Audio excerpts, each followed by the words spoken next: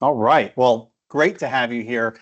I want to thank everyone for joining our webinar. My name is Jeff Delizio, and I'm the Chief Advancement Officer at the Lieber Institute for Brain Development. I'm joined here by Dr. Jim Barrow and Dr. Greg Carr. And today we're going to be talking about the mental health crisis, drug development, new treatments, and kind of cover a variety of issues that have really plagued this, these conditions for decades now, and how we're seeing them move forward. And I'll start by, frankly, introducing these just fantastically smart and incredible guys that I get to work with every day. And I'd like to start off with you, Jim.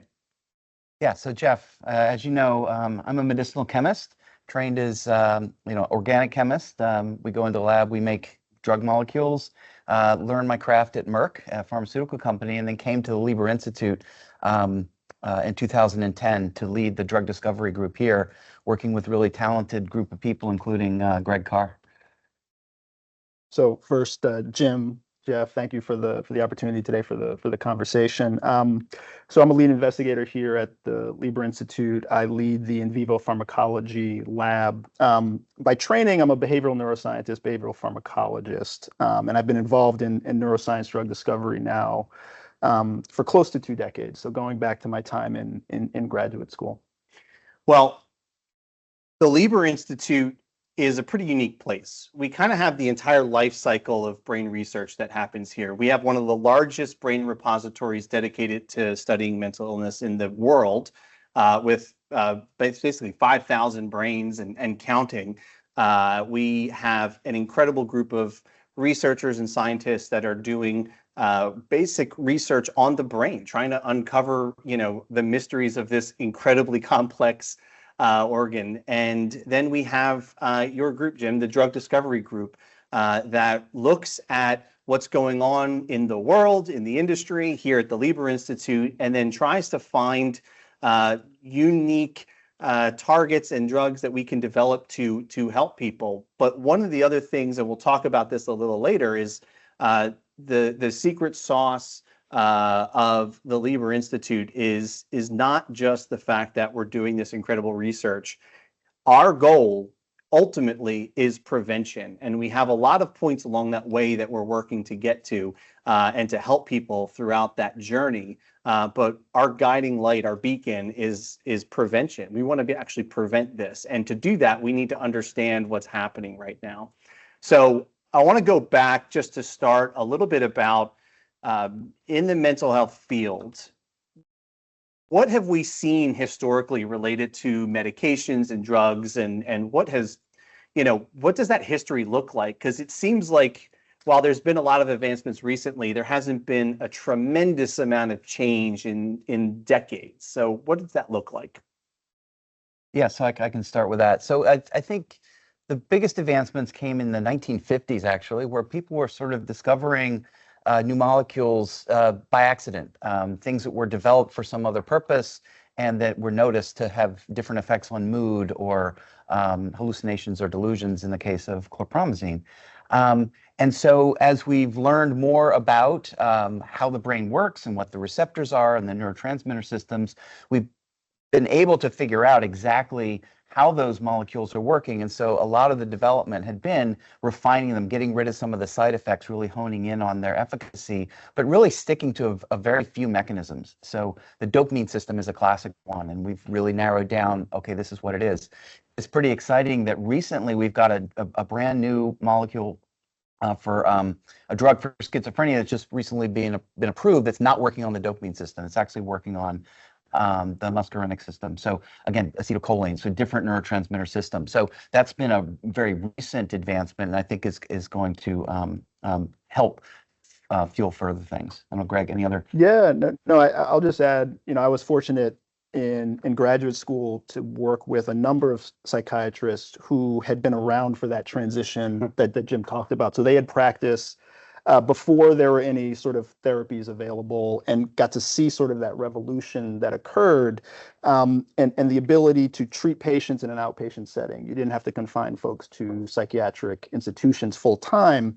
But to Jim's point, what they were working with was sort of symptom improvement. They were looking at really sort of helping improve quality of life, but they weren't able to get to really the underlying causes of the disorder and make some advances that way. And I think where we are now with Human Genome Project at the turn of the century and a lot of sort of the genetic advances and advances in tools, we're at a place now where we can start to make some inroads into the pathology underlying the disorder. I mean, it's almost safe to say that for a lot of that history, it really was, focused on what we knew, which was symptom management at that point, right? We couldn't get to the underlying causes, and what does that, you know, how did the side effects impact that in terms of, a lot of this was just, I don't want to say happenstance, but again, a lot of science is you're working, and then you have this thing that happens. You're like, it's not the eureka moment we've talked about always. It's the, well, that's weird.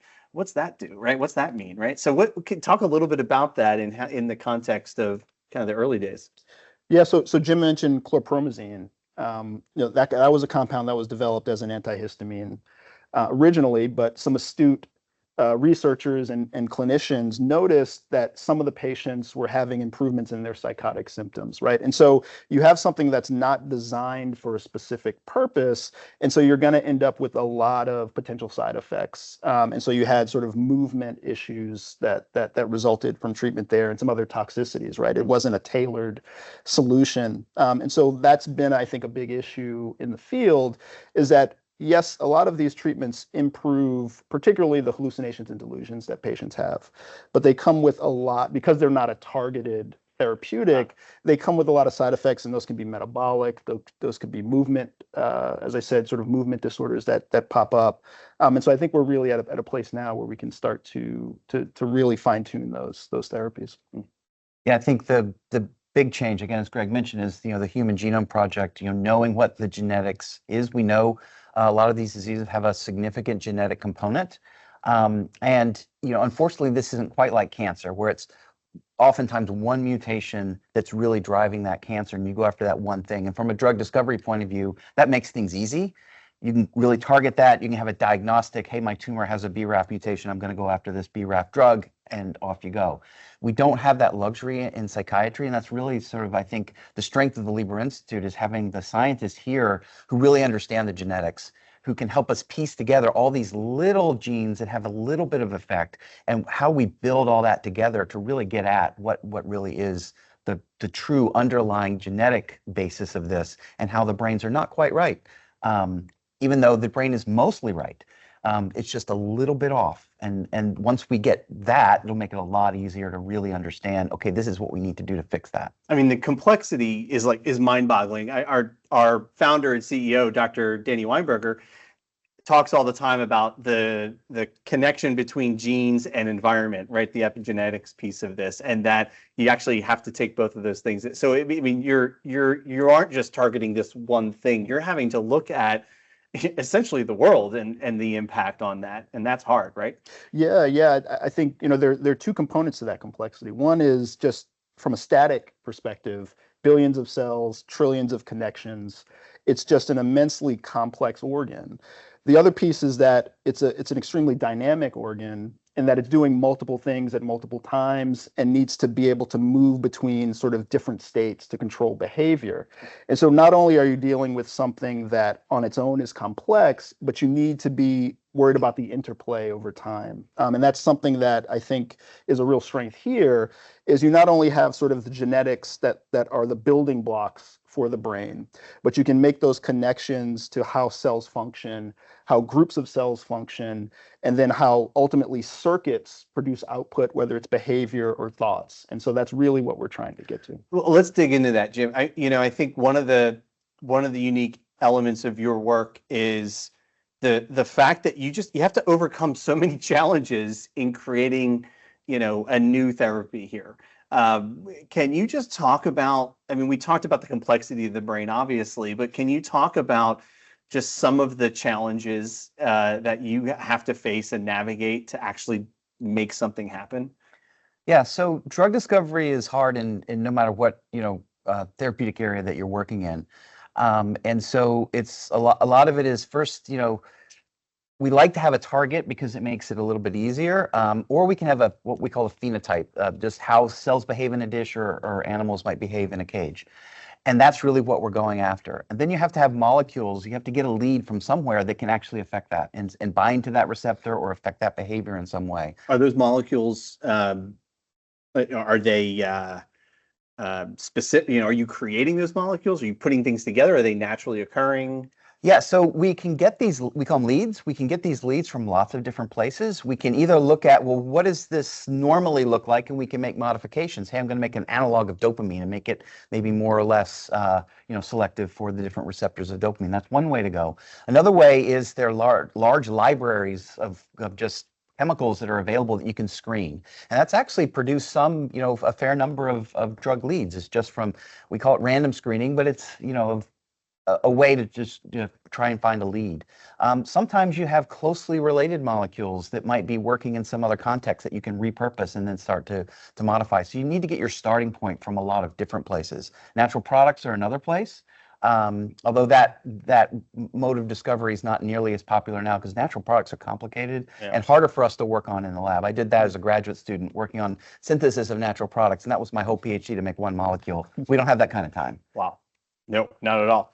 Can you talk a little bit about the blood-brain barrier and just what it takes and we'll talk a little bit about the drug development process, but talk about what makes that blood-brain barrier so challenging or unique. Yeah, one of the interesting things about brain research is there is this barrier that keeps small molecule drugs, and actually large molecules as well, from getting into the brain. And that protects us from things that we eat, the things that we might breathe in from the environment, because the brain is just such an important organ. It has that extra layer of protection. It keeps most drugs out. And so we fight with this every day in the lab, really trying to find molecules that can actually get into the brain and get to their target. And that's an extra layer of complexity that you might not have if you're trying to treat a blood disease or something else. So the blood-brain barrier is something that we're actively looking to monitor for and predict whether or not a molecule, just from when we draw it on a piece of paper before we even make it, can that molecule actually have a chance of getting into the brain, and try and prioritize what we make so that we can have a better shot of getting there. But it's just out of curiosity, like how do you do that, right? Like, I mean, for me, so that I can understand, right? How do you create a molecule? What do you have to do to get it over that barrier? Yeah, and unfortunately, it falls to my group a lot of times to tell Jim and the chemist that a really nice compound that they made just doesn't get into the brain. And so I think there are some tricks, and Jim may be able to talk a bit about this, that medicinal chemists can use certain functional groups or that you want to have or you don't want to have that make it more or less likely that a drug will get across. But oftentimes these are idiosyncratic. And so you have to just test and see, is it able to get across? How long is it able to stay in the brain? Because that's another piece.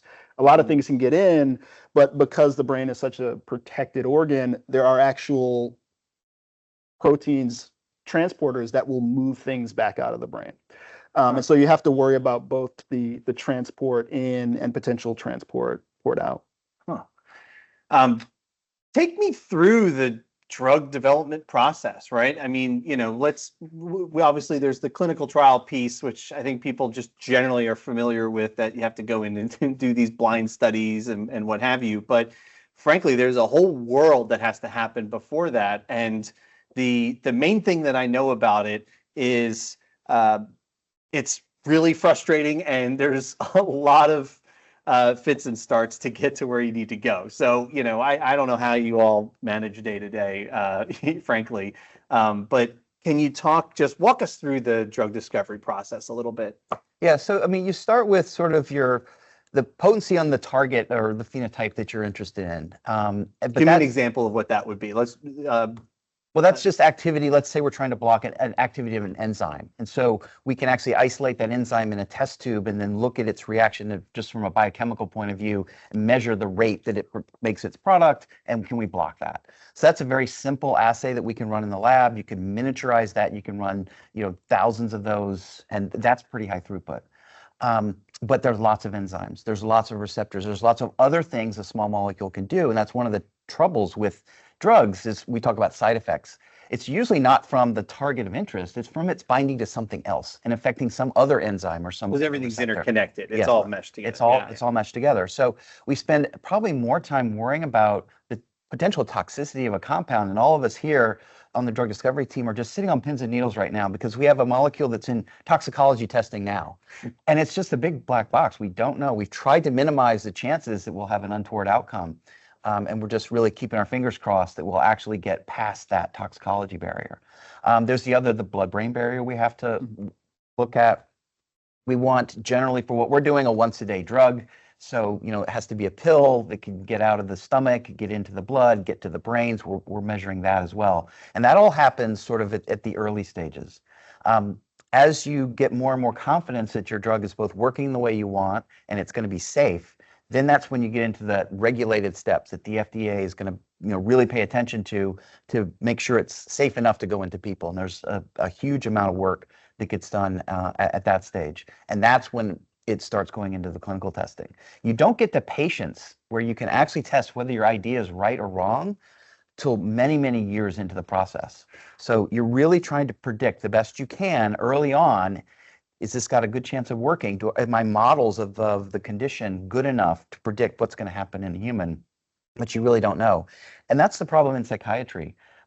Just because there's the models of psychiatry are very challenging. Greg's got some very clever models that he's come up with that we hope are very predictive. But making sure that that's going to be predictive of what happens in a human, which is many years down the line and many millions of dollars, unfortunately, in just the amount of time and effort that you have to put into it. Well, the toxicology piece, I think, is really interesting. I remember you saying something about, because again, I don't think most people, I didn't know this before I came here, but at some point you're like 30 timesing the dosage. I mean, when they're going through this process, it's pretty significant. I mean, this is not the Wild West of let's just throw stuff together at this point. You're really trying to make sure that this thing is safe. Like, I mean, what does that look like? Yeah, I mean, so what you're talking about is what we call the safety margin, right? And you want to have a good enough safety margin such that what ends up being the therapeutic dose that a patient takes is far enough away from a dose that will produce negative health effects. That there's a good enough window there for patients who may have issues with, they may by accident take too many of the drug one day, or you may need to increase dose to get better symptom control. And so you want to make sure that you have a good enough window that a patient won't have the dose that they need for the beneficial effects be so close to the dose that produces toxic effects that you're going to have a lot of issues with safety. And so really we do a lot of that work trying to figure out, okay, this compound, as Jim was saying, is potent. It has the beneficial effects we would like, but is it safe enough to be given to a patient day after day after day, which most of these therapies are going to need to be.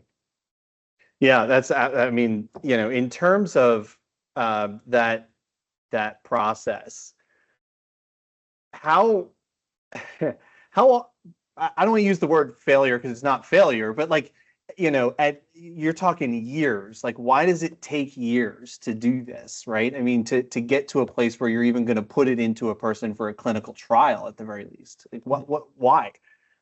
Yeah, I mean, there's lots of places where you can fail, but it's also learning, right? Because you try and really figure out why you failed and not to hit that same snag the next time. And so it's about learning about what you need to do and what you don't need to do. And those take a lot of different kinds of tests and different kinds of models. And you have to work on different things and bring in a model that you maybe not expect that you needed. If you see some untoward effect in an advanced animal study, you might, how can I reduce that now to a system I can do a lot faster, that I can work on a lot easier to sort of dial out that effect that I didn't want to see. And that iterative process of learning, stumbling, going back, rejiggering, going back again, it can take time. Now, sometimes things go quickly and you're really happy when things go quickly. Other times you really believe in what you're doing and you're willing to suffer several numbers of setbacks. We have a project that we've been working on here for more than 10 years. Wow. We're close. We're really close. But it's been a struggle, and it's been unexpected things. Things happen that you could never have predicted because overall biology is so complicated. It's hard to model all of it. And so you need to just follow, learn, and move things forward. And I think also, you were talking about toxicology and specifically all of the different organ systems that you have to test for toxic effects. So it could be cardiac toxicity. No, we're not just talking about brain then. Yeah, we're not just Right. talking about the Oh, brain. You're yeah. talking about cardiac toxicity. You're talking about liver function, kidney function, renal tox, lungs. So you have to check all of these systems and make sure that your drug is not having a detrimental effect. Yeah.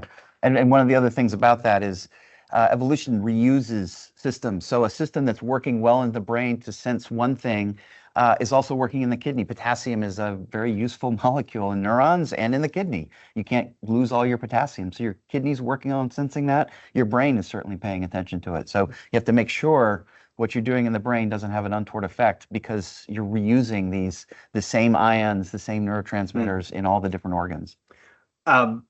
Just kind of on an average basis here, what does it cost to do this, right? I mean, I know there's probably a lot of variability in there, but this isn't a cheap endeavor. So like, what does it take you to get, and maybe break it down in chunks a little bit, but from point A for us, which is, the very start of like Jim has an idea, Greg has an idea, Ingrid has an idea, to the clinical trial phase. Let's just put it that way in our world.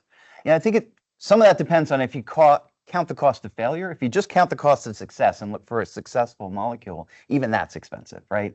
And so, for instance, if we're doing a high throughput screen, like to find that starting point, you're doing really well if you've got your assay down to $1. What's an assay? An assay is a test to see that enzyme, to see if I'm affecting the function of that assay, of that enzyme. If I can do that for $1 per test, but I want to do it 1 million times, well, that's $1 million. So we try and get it better than $1. So if we're going to do 1 million times, we need to get that cost down. But that's just, just getting it, because reagents are expensive, time is expensive, the plastic that you're working with is expensive. A dollar a test is not bad. And so if you're trying to test 1 million things, right, you need to do a little bit better than that. So that's just one example of a step along the way that can be prohibitive, and then you start to make compromises. Okay, I can't test 1 million. Maybe I can test 100,000. Can I pick the best 100,000 to test? But you might miss something. So that's one of the things. Chemistry is expensive. As much as I love doing chemistry in the lab, it takes time and effort to actually get into the lab, shake a set funnel, isolate your product, weigh it out, give it to Greg, for testing. That part is also can be pretty expensive. And then the studies you do, Greg, take time. Yeah. So if you're looking for what I've been saying is efficacy, so looking to see if it has the beneficial effects we're looking for, if you're doing that in some animal model or some cell-based model, it takes a good amount of time. If you need to train animals to do a particular task, so you're looking at months and months of labor time as well as reagents and equipment. And so all of those things kind of stack on top of each other. And it can, the numbers can get pretty high. Hey, if anybody's interested, you should come by to the lab at some point, because it is it looks like a mad scientist, kind of like the beakers and Bunsen burners and everything you would expect.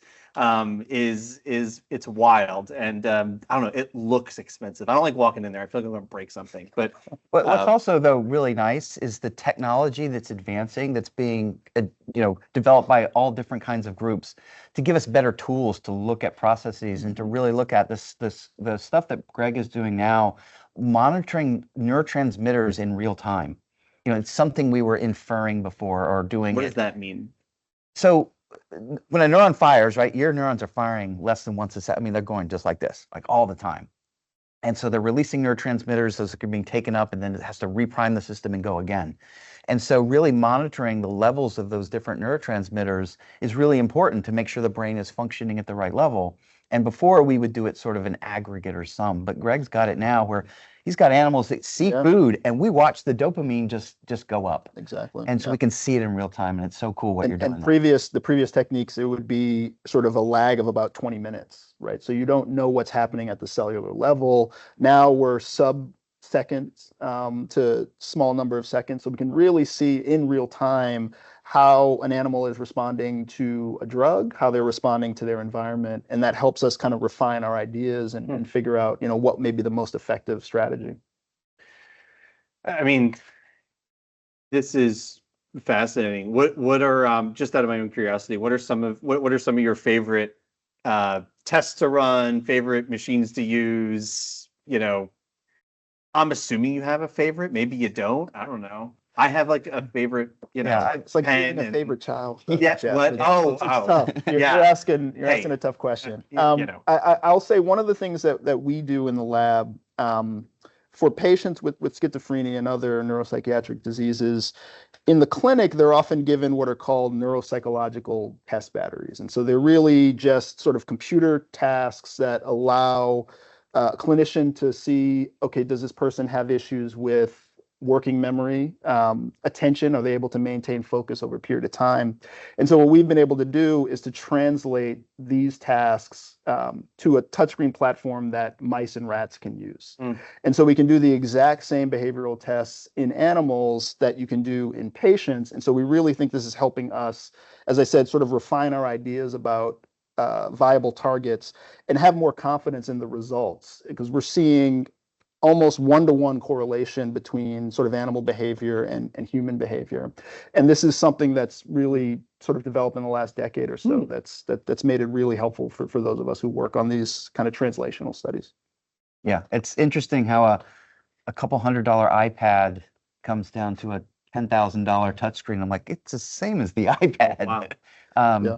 It's using that same technology, but then all the back end stuff to really integrate it into the whole system, is interesting. As a chemist, do you do anything for Halloween? Do you leverage your chemistry skills, or have you in the past? I mean, dry ice is always fun to kind of mess around with. You've got a lot of it in the lab, and it makes. Yeah. I'm gonna challenge you. We're gonna find some weird, elephant toothpaste or something to do and just really make a mess out of this place. So I want to talk a little bit about, as we're going forward, what are we, what's been so fascinating here is the explosion we're seeing in brain science in general, our understanding of the brain, as you mentioned, our understanding of genes.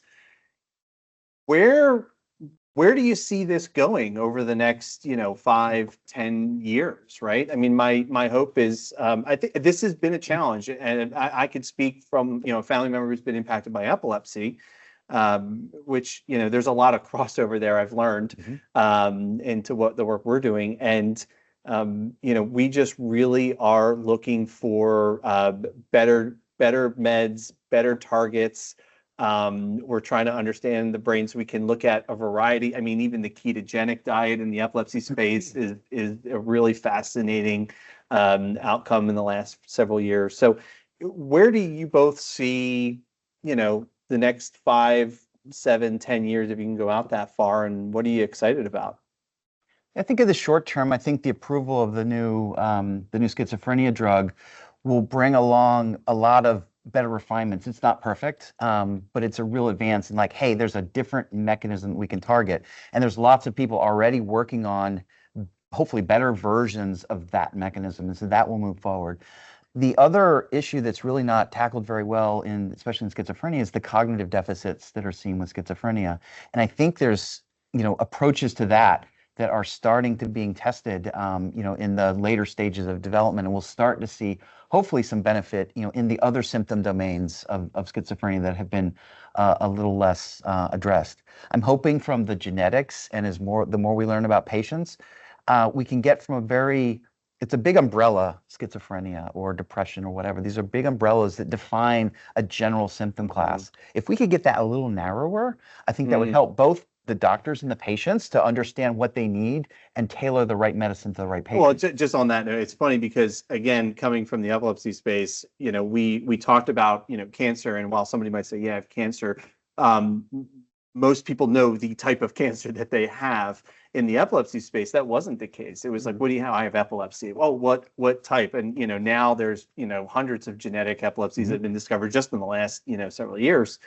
So it's really fascinating to say, to see that the level, the challenge there of this umbrella concept, but the reality is there's probably a lot more going on that we need to know, which is part of why we have the researchers here. Yeah. to say what is depression, what is schizophrenia, what is ADHD, and try to understand what those, components are that could have different outcomes, right? I mean, Yeah, no, for sure. I'm kind of reminded of a Bill Gates quote where he said, we often overestimate what we're able to accomplish in 1 year and underestimate what we're able to accomplish in 10. And so to Jim's point about the new medications that are coming online, and there's some other exciting candidates following that up, I think it's bringing a bit more excitement, a bit of interest into the space that it's possible. It's possible to make some breakthroughs. And so if we can put some more resources into it, I think we'll have some success there. Looking further out, 5, 10 years, I'll first look back 10, 20 years and say over that period, we've done a really great job of collecting data. Things we didn't know before, we now have sort of these databases together, and whether that's, as we talked about, sort of just pure genetic sequence all the way to cell types. We have a better idea of all of the different cells that are in the brain now. And just this year, a couple of the Nobels went to AI, artificial intelligence applications. And so I'm really excited for now that we have this data and we've got methods that help us sift through and prioritize the data better, what that'll mean for psychiatry. So sort of the inclusion of AI tools into the work that we're doing, I think is something that's really let's just shed a little bit of light on the AI piece, right? Because it's obviously in the zeitgeist now, and it's seen as this kind of magic thing that's out there.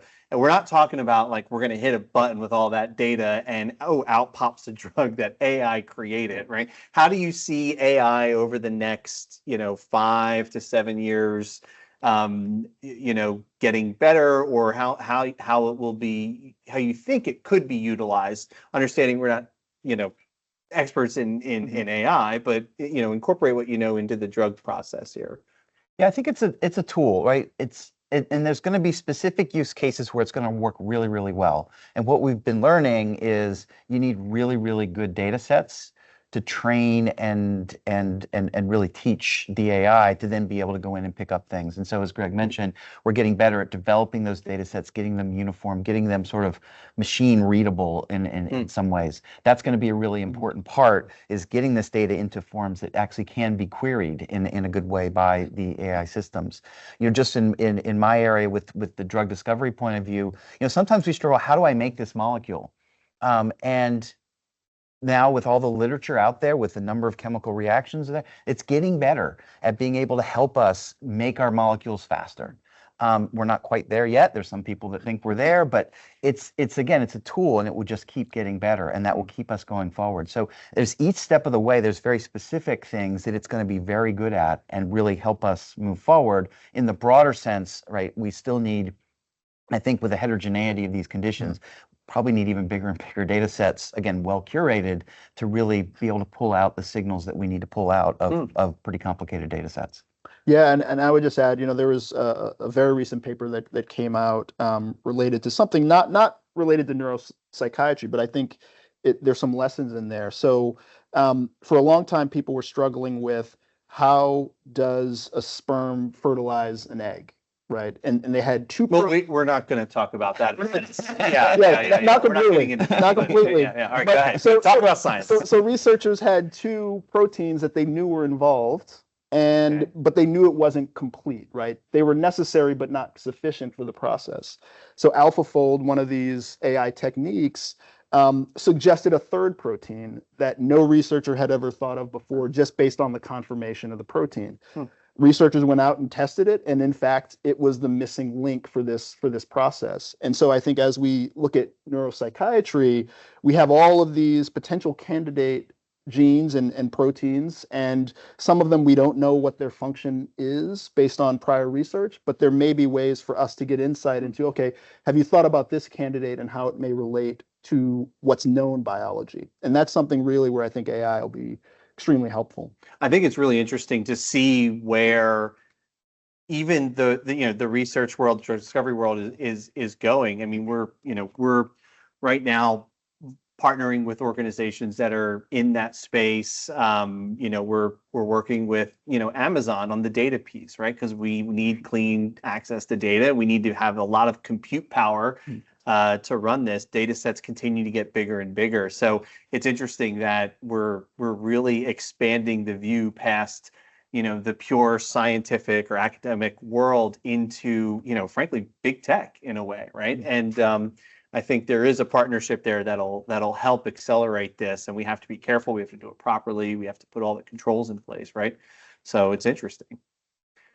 Yeah, I was just thinking about our forays into image analysis, right? As we're trying to grow cells, and then image them and get information out of them, you want to compete. Like, you don't want to have a person looking and trying to score each cell or looking at it, slide by slide, right? You want a computer to do that, and these image analysis, packages that have been trained on dogs and cats and fire hydrants and other things can actually pretty well distinguish the outlines of a cell and find the nucleus and these sort of things that we're taking people time to sort of move and count. So that is moving us, I think, forward. It's also moving up the data storage needs because we have a big plate, and now we take the pictures all at once, and then now all that data has to be analyzed. And it's really nice to have that compute power just off to the cloud, gets done, and comes back in a pretty short. This is crazy. You just described the reverse of what it used to be. It used to, like, NASA would create Velcro and microwaves, and then it would go into the consumer product. Now, every time I do that reCAPTCHA and I tell you that, yes, that's a bicycle, yes, that's a bicycle, I am basically creating new meds. This is great. I love that. You're in the research endeavors.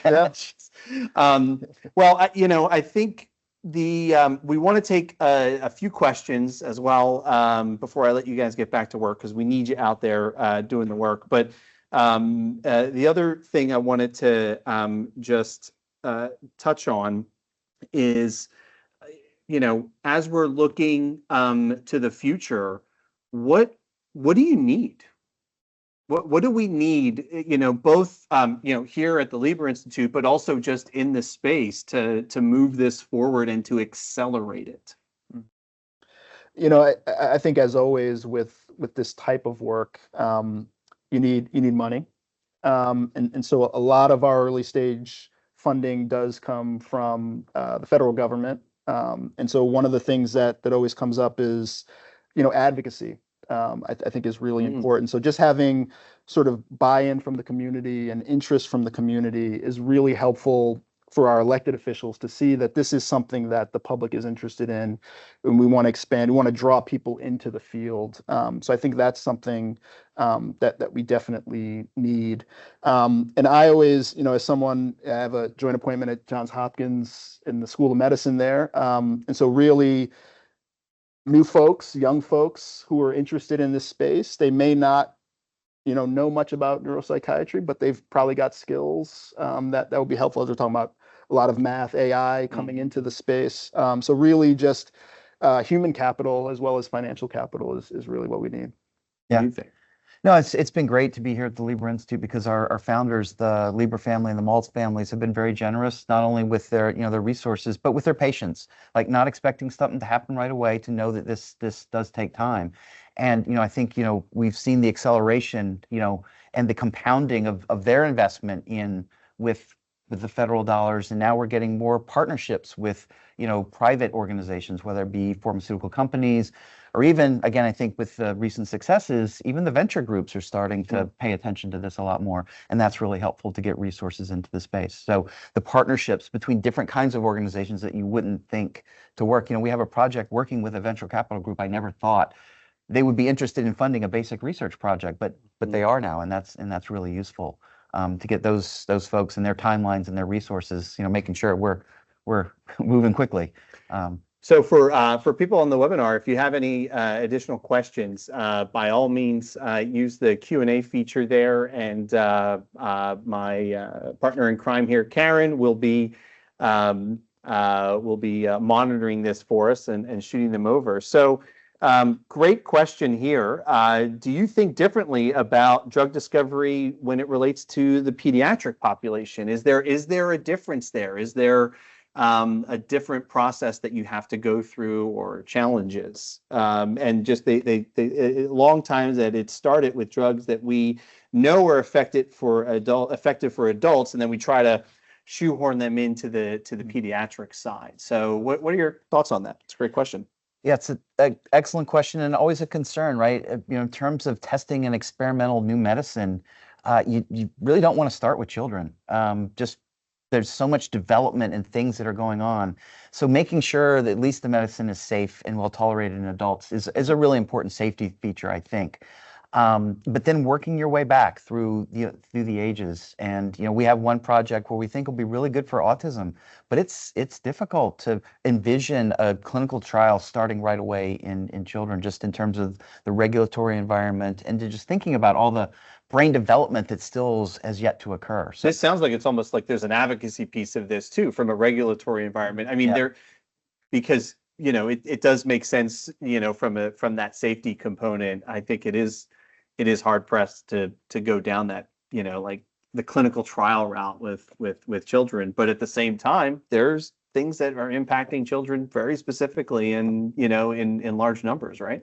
Yeah, and I think even for conditions that you don't normally associate with childhood, Mm. Schizophrenia, for example, we think the beginnings of it sort of are very much related to those early stages of brain development. So it's something we're going to have to grapple with and really think about how to incorporate younger populations into clinical trial design and into our thought process as far as the targets we're choosing to address. And that gets more, I think, back to your point of prevention, right? As we learn more about the processes and how the brain actually develops over time, because it doesn't just happen in utero, it's happening throughout life. Your brain is changing. And so really understanding all those steps and the interventions that might be really important. Right now we have sort of, folic acid, I think, for pregnancy is an important one that we've labeled. There's probably others that could be important for getting at that prevention piece as we learn and understand all the different developmental steps along the way. And I think that's part of it. Elizabeth wrote in about a question about, is it all meds? What else are we looking at here? Is there a way to think about this and really look at non medication treatments? And one thing I can share, and I'm sharing this through osmosis from my wife, who is a mental health therapist with a practice. That it right now the benefit is really looking at this holistically, and you really do need to have this this holistic approach and hopefully start in that space, right? Meds aren't the answer. It's not the thing that says let's do this and get a pill and do it, right? It's really generally not the recommended cause of action here, right? Yeah, I mean, some of these are just general good public health items, right? A good diet, right, is really important. And we tend not to have the greatest diet in this country because, not great foods are very accessible. But those kind of interventions actually can go a long way. Just healthy environments for growing up. Life is stressful, but just ways of ameliorating those early life stressors of however they might come. I think we're more in tune to that now that this is important, but certainly those things are easy to say and harder to actually do, but something that awareness, and advocacy, I think can really help as well. For sure. And I think, the way to think about it is our goal is to protect or improve brain function. And there are many ways to do that, whether it's therapy, diet, exercise, any number of modalities can work toward that same goal. And so I think that's something definitely to keep in mind, is that there are many ways to get to that sort of improved function.